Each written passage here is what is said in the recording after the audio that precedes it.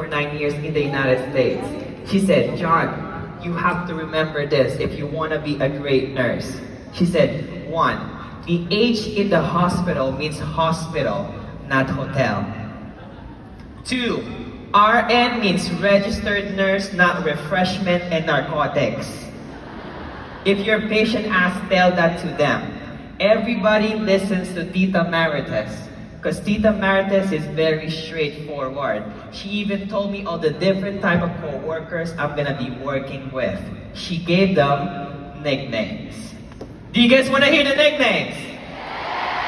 Now, before I mention the nicknames, I just want you guys to know that tonight is a safe space.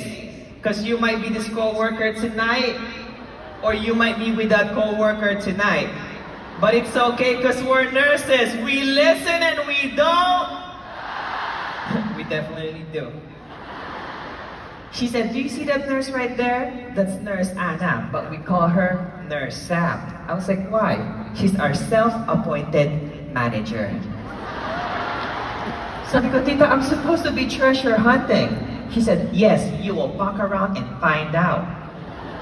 He said, do you see that nurse right there? That's Nurse Kevin. He's our only male nurse on the floor. We call him Foreskin.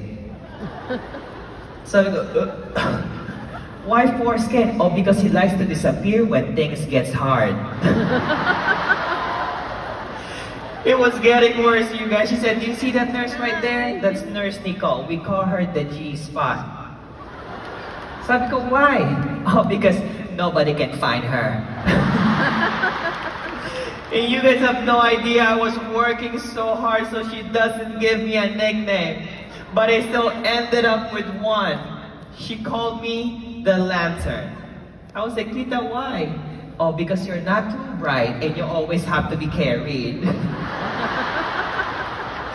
I almost quit that same exact shift. But then she followed up and she said, but I love you.